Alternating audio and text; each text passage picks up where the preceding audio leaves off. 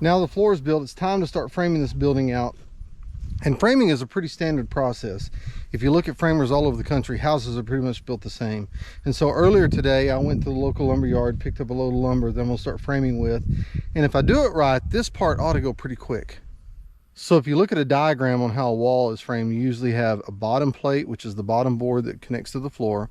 You have the two top plates, which are double 2x4s that are laid flat on top, or 2x6s, whatever the case may be, laid flat on top of each other. And then in between those vertical pieces are called the studs.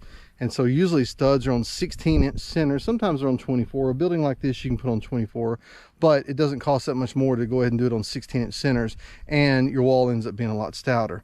And so the whole wall though that you're going to frame, and you'll frame one wall at a time, but the whole wall that you'll frame starts with your top and bottom plate. So I've got the top and bottom plate laid out here, and I've got the ends where they're even with one another, because what I'll do to save time is I'll mark both of these boards at one time. And so like we did with the floor joists, we look down the edge of the board, and where that crown is, where it bows out, I put the crowns opposite one another. So one of these boards crowns to the west, the other crowns to the east. And so when I lay these out, all I have to do is go down and make my marks along the way, and then mark them all at one time. And this will represent my top plate and the bottom plate. And I can mark those as I go with my construction pencil. Now the cool thing about most tape measures is they help you out, so you don't have to constantly do the math in your head. On this old tape measure I have, and most of them are marked this way, this has a red around the 16. So as I'm laying this out, it's telling me where every 16 inches is. And so once I get to 16, go 3/4 more, and I'll put my mark.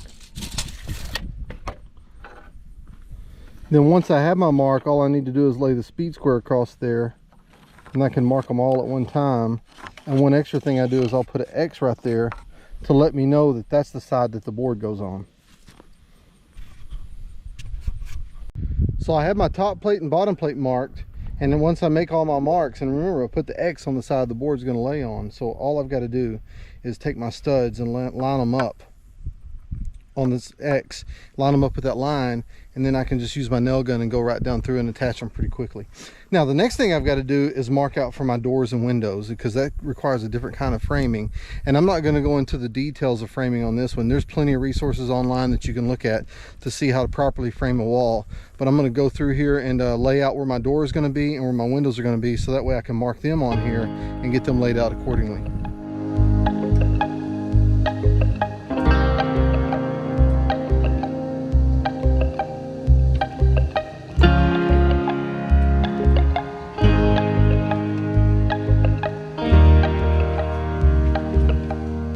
So I got my walls put up, and the next step is to put my siding on. Now you might think, why don't I put the rafters up first? Well, when I put the siding on, because the siding comes square, it's in 4x8 sheets, and it comes square from the factory, I can put the siding on, and it will further square this whole building up and make sure it's plumb. So that's the next thing I want to do. Now, like I said earlier, I wasn't going to go through a whole tutorial on how to frame a building, because you can find plenty of resources online to do that. But what I do want to show you is a few things I did that may be a little bit different than what you'll see. Number one is, if you notice in these corners, I added this little piece of 2x4 that's sticking out. It's called deadwood. Now, it's not typical how you'd see it framed in a house, and I didn't need to go through all that to make this work. So instead, I just attached these pieces to the perpendicular wall. And then that way, when I add the sheathing on the inside of the building, I've got something to attach to in the corners.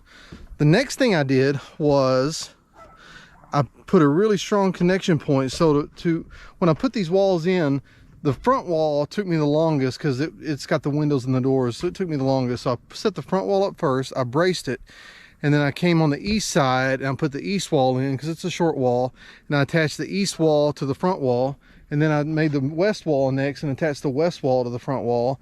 And then all along the way, when I would join them, I'd try to get them as plumb as I could. And then the last step is I put the back wall in and attached everything together.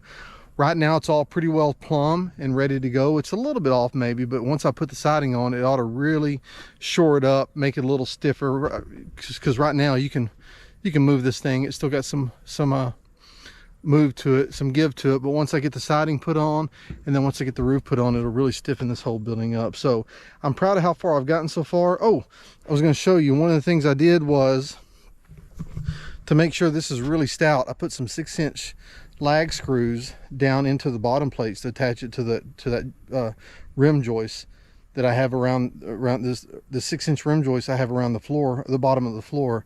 So that way it's got a real strong connection point. So when I'm done with this thing, unless we get a really big catastrophic wind, it ought to be here for a while.